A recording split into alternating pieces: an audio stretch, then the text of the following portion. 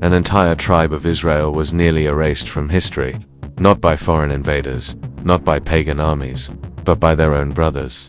After one of the most disturbing episodes in the entire Bible, the nation did not unite in healing.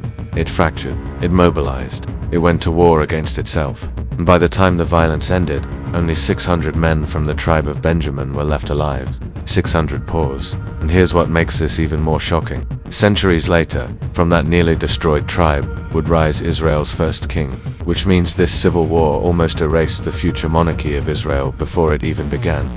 Welcome to Biblical Mysteries and Stories, where we explore the passages most people skip, because sometimes the darkest chapters explain everything that comes next.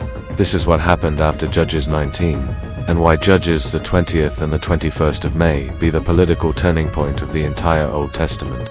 To understand what happens in Judges 20 and 21, we need to understand the political climate of Israel at the time. There was no king, no centralized government, no permanent military. Israel was a loose confederation of 12 tribes, united by ancestry, bound by covenant, but politically fragmented. Leadership was temporary. When crisis struck, God would raise a judge, a deliverer who would rescue the people from an external enemy. But once that judge died, the nation drifted again. The book of Judges follows a repeated cycle: rebellion, oppression, crying out, deliverance, relapse, over and over. But something changes in the final chapters. The enemy is no longer external. There are no Philistines invading, no Midianite raiders, no Moabite kings. The threat comes from within. Pause. The moral decay that had been quietly growing throughout the book finally erupts into open collapse. And instead of a foreign army destroying Israel, Israel begins destroying itself. That shift is critical because this is not just a story of violence, it is a story of political instability. And the consequences will echo into the next biblical book. The crisis begins with an atrocity in the city of Gibeah, in the territory of Benjamin. A Levite traveling through the region finds lodging for the night. Men from the city surround the house. They demand abuse. Instead, his concubine is sent outside. She is assaulted through the night. By morning, she collapses at the door, dead.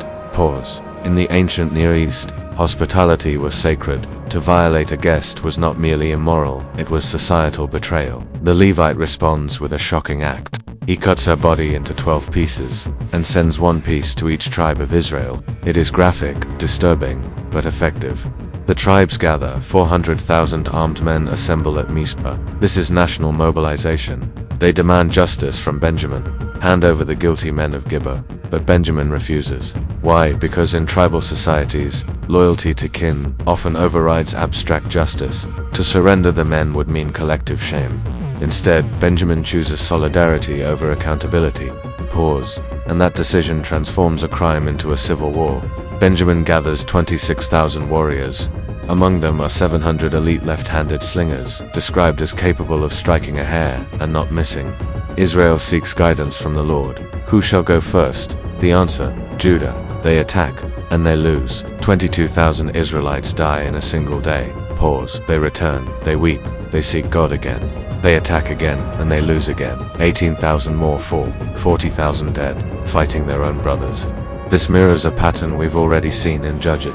When Israel acts with confidence but without deep dependence, disaster follows. Finally, they fast, they sacrifice, they humble themselves. On the third day, they set an ambush. Benjamin is drawn out, Gibeah is set on fire, smoke rises. Benjamin realizes too late, they are surrounded. 25,000 fall in one day, cities are destroyed, women and children killed. Only 600 men escape into the wilderness. An entire tribe reduced to a remnant. Pause. Israel has won, but something irreversible has happened. Victory brings a new crisis. Israel remembers an oath made in anger. No one shall give his daughter to Benjamin in marriage, an emotional vow, spoken before the war. Now politically disastrous. Because without wives, the tribe of Benjamin disappears. And Israel realizes they have nearly erased one of the 12 tribes of Jacob. Pause. Their solution: another massacre. They discover that Jabesh Gilead did not join the National Assembly, so they attack it. Kill every man, every married woman, every child, but spare 400 virgin girls. These are given to the surviving Benjaminites. Still, 200 men remain without wives, so another plan is formed. During a festival at Shiloh, young women dance in celebration. The elders instruct the remaining men of Benjamin to hide, wait, seize wives for themselves, and if fathers protest, The leaders promise to justify it politically so that a tribe may not be blotted out from Israel. Violence has become policy, and moral compromise is now justified as national preservation.